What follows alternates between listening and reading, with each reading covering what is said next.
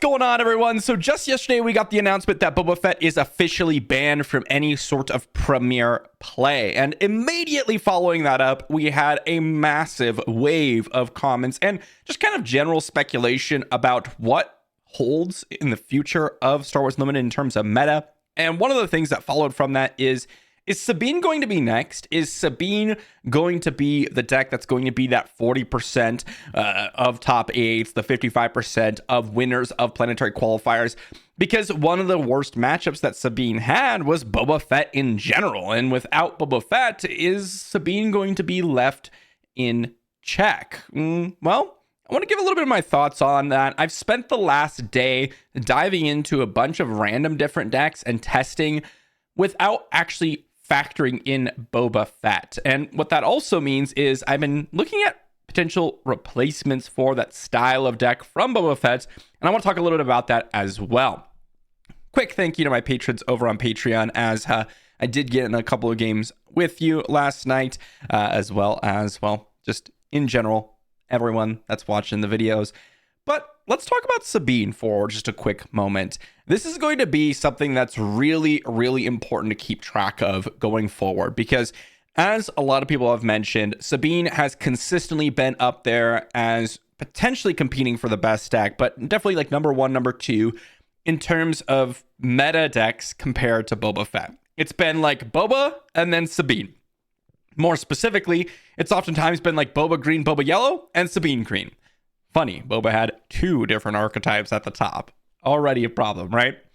But let me give you kind of a little bit of a thought experiment here. So with Sabine being in the meta and Boba Fett being in the meta, Boba kind of provided some checks with Sabine to not make her extremely dominant in the meta. But at the same time, Boba Fett was so oppressive with multiple different strategies available, including all space options or a dominant space option like Boba Red with Triple Dark Raid. We had Boba Yellow, an extremely tempo aggro version that people had to kind of avoid just going too slow or not having too big plays that they can just be waylaid or bounced. And then also had an oppressive mid-range strategy where you could just get outvalued with Darth Vaders and Mauls, while also having to deal with the pressure that Boba Fett brings. That Boba Fett on his own, with all the different archetypes, was applying more pressure to every single other deck in the format, that it was actually not really that easy to build for at all, right? You're forced to build for Sabine, but Sabine aggro was a little bit different than Boba Yellow aggro, right? It was different in terms of Sabine had a lot of direct damage and a lot of ways just get in damage on curve, whereas Boba Yellow is more focused on getting consistent damage in throughout the game while disrupting you, both of which are very aggressive strategies, but different angles of attack. Without having all these additional things with Boba Green, Boba Yellow, Boba Red involved, and decks forced to build for all these different versions, including sideboarding, it actually opens up a lot more options for us to deal with Sabine.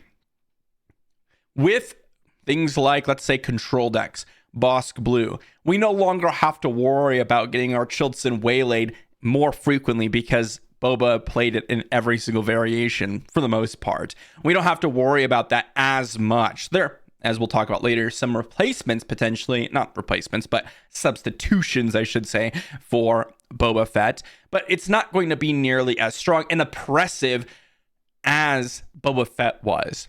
We're not forced to worry about all the different variations that Boba Fett could attack us on, because that would be the majority of the meta. We could focus a little bit more on trying to deal with the aggressive strategy, the Poe Dameron ECL, the Wrecker ECL turns that really dominate in Sabine Green. And this gives us more flexibility with things like control, mid-range, and even other aggro archetypes to compete with Sabine, because you could actually dedicate a little bit more deck equity when you're building your deck towards those archetypes. Because Sabine is, as far as if we take the previous meta and then slot in, okay, what's the meta going to look like now in terms of best deck, second best deck, etc.? Well, Sabine is at the top if you take away Boba Fett. Following that, it's like new Han, right? If you start to include set 3 leaders, which we don't know how they're going to shape up, that might be a little bit different. And I plan on doing kind of my initial impressions post Boba bannings about this. But the important thing to mention is it was 40% of top 8 meta. And in many situations, some of the tournaments had even more of the decks being Boba Fett as the field. And so when you're building a deck, you tested against Boba Fett. Like 90% of the time it was, can I beat Boba Yellow? Can I beat Boba Green? Can I beat Boba Red? If I can beat all 3 of those, I should have a good shot against everything else. And maybe you would go against Sabine Green. At least generally speaking, my testing practices were Boba Yellow, Boba Green, Sabine Green, Han Blue. Those were the decks that I spent the vast majority of my time playing against because, well, Boba Fett was the key. And as soon as you could beat Boba Fett, you could try to beat Boba Green and Boba Yellow at the same time. You usually had a chance to beat Sabine Green and Han Blue because they kind of fit within those types of archetypes. And so this is really important to remember. Now, in terms of, well, replacements or substitutions, as I mentioned earlier for Boba Fett, because the actual archetype, as they mentioned in their article, of cunning villainy is extremely powerful, right? You have a lot of cards in that archetype that just perform really well. And we also got the new one, now there are 2 of them, that is immediately slotted into that type of deck, where we have a lot of underworld cards that really share all these traits, and we can easily curve into them with multiple different turn 1 plays that we have access to. So really, really easy slot in, really nice additions. The best substitution, and honestly, it might not even be a substitution, it's just a better deck in some cases, has been Asajj for me. I know some people are talking about Jango, and we'll talk about Jango in just a moment because I do think Jango has some potential here. But Asajj as a cunning villainy, double cunning in some cases, or even cunning command, although I think this specifically relates to Boba Yellow, I think Asajj is the best replacement. So if you're looking towards Boba Yellow and that type of aggro tempo archetype, Asajj is the leader for it. And what's interesting about this is we're going to talk a little bit more about the archetypes of Boba in just a moment. But Boba Fett was the leader of kind of all the different min-range, villainy, command, as well as aggro, as well as different flavors of aggro, and even in some cases control that, cunning villainy X could offer. But now we actually have separate leaders designed for separate things because they actually fit that role better. And Asajj is the one for that tempo aggro archetype. Getting down extremely early, you can actually one-shot Sabine when she comes in with Petronaki Arena and not take any damage on Asajj. It's actually really, really powerful against Sabine. I've tried many, many times, not to mention now there are 2 of them in turn 2 Zuckuss. Sabine has a really hard time dealing with it. Sabine is not going to get out of hand, assuming we have some of these decks in place. And, well, we do. The second thing is Jango. Jango, I think, fits more so into that mid-rangey shell where you're kind of ramping a little bit, maybe getting into some more valuable plays, and has a nice way to stall out, and still deploys on 5 with a decent body. A 3/7 is solid. It's just not insane like Boba Fett was with that extra power. I think Jango fits a little bit better in there, and you also have the potential of going with that overwhelming barrage. Jango Fett exhausts all your units in a single turn, potentially killing them, which is extremely powerful. So I do think Jango fits a little bit better within that archetype, getting that more value generated style that Boba Fett was going for. But there's also another option in Cad Bane. I think Cad Bane actually fits exceptionally well in the more ramp heavier versions of Boba Green, things that were running resupply, super laser technician, and maybe even a couple price on your heads. Using Cad Bane and an underworld theme gives you a lot of value throughout the game, and then you deploy to a pretty powerful leader that can help you control the board while you generate this value. And Cad Bane Green was pretty good in set 2. It couldn't play things like Fett's Fire Spray and Boba Fett's armor, which made the deck truly strong. So between Cad Bane and Jango Fett, well, Jango Fett gets access to Fett's Fire Spray as a finisher, which is really, really nice, and a nice way to kind of get some mid-range value. Cad Bane, on the other hand, just gives you more value throughout the game, more consistent value, whereas Jango Fett's kind of maybe giving you this little bit of tempo advantage where you're able to kind of, in essence, gain life by preventing your opponents from attacking. In most scenarios, that's how it works. Cad Bane is actually just able to give you value by killing off your opponent's units or allowing you to trade up because of the extra damage, but you can't play things like Fett's Fire Spray. I mean, you can, but the fact that it doesn't ready is a significant downside in Cad Bane.